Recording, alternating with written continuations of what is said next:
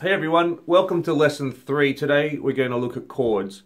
So by now you've learnt the names of the open strings and you've learned how to tune your guitar. And so now we're going to start making some music, which is always nice.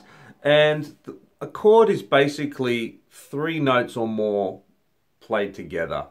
So I'm sure you've heard people play this kind of thing on guitar. Well, these are called chords, and they've all got different names, and there's all different kinds. And today we're going to learn 2 very easy to play chords. They sound really good, but they only need 1 finger each, so it's really nice to jump straight in and play these guys. So what we need to do is we need to play the high E string. Now I call this the high E string. It's the lowest one vertically close to the floor, but in pitch it's the highest E. So elephants and donkeys grow big ears. It's that ears, the skinny E string at the 3rd fret. Now I'm using my 3rd finger in 1st position, which is this area of the neck here. If I'm playing the 1st fret, it'll be 1st finger, 2nd fret, 2nd finger, and so on. So 3rd fret is with my 3rd finger. Now, how do you make sure it sounds, how can you get it to sound clear? If your note's not clear, for whatever reason, the 2 main reasons are, if it's sounding a little bit like this, it could be that you're not holding the note down with enough pressure. Most of the time people are using enough pressure. In fact, they're probably squeezing a bit too hard, which is only going to give you sore fingertips. So you don't need to squeeze very hard, but if it's not clear, you may find that your finger is back away from the fret. So I just slide it closer to the 3rd fret and it's clear. So I'm just doing a little experiment here. Go back away from the fret. I'm trying to use the same amount of pressure, but it's not clear. I get close to the fret. I don't have to press any harder, but it's just that the note has a better chance of not buzzing. Okay, so I've got that 1 note, E string, 3rd fret, and I'm also going to play G, B, and E, which are the top 3 strings.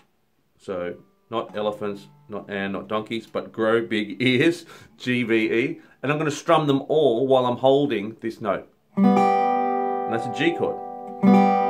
There's other G chords that use more strings, all the strings. We'll get to those, but now just have a go at this 1-fingered G chord. Play along with me. 1, 2, 3, 4. 1, 2, 3, 4. 1, 2, 3, 4. 1, 2, 3, 4. How'd you go?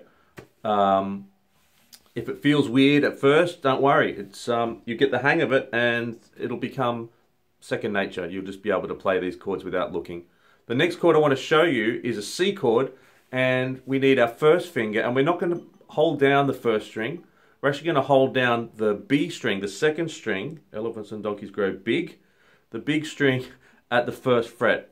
And this is where, just have a look, I'm trying to make sure that the finger that's holding that note down is not accidentally blocking the string either side of it. Because if I do that, it's going to sound, when I strum, and see how my finger's sort of laying down across. Okay, so if it's laying down across the other strings, they can't ring. So the trick is to have a very sort of vertical fingertip, and it'll fit in between the other 2 strings. So the G and the E, so grow and ears, we call them open strings, and we're not holding them down, but we're strumming them. They're open, and they can ring. So if you're starting to hear this, don't worry, we've all been there. All you got to do is make that fingertip vertical, so nice and tall. I call them tall fingers and lazy fingers. If they're lazy and they're sort of half asleep and they're laying down on the job, they're not going to let the other strings ring because they're blocking them. So nice and tall, upright fingers, and there's your C chord. Let's strum it a few times. 1, 2, 3, 4. 1, 2, 3, 4. 1, 2, 3, 4. 1. Now take all the time you need to think about playing that 1st G chord I need to put my first finger back on the 3rd fret of the high E string. 2, 3, 4, 1, 2. I'll strum this 4 times, and then I'm going to change back to C. 2, 3, 4, 2, 3, 4, 1, 2, 3, 4, 1. Now you can write a song with 2 chords, even with 1 chord, but we're going to write a 2-chord song. I don't know what I'm going to write, but here it goes. And I want you to try to change chords. When you practice, try changing chords.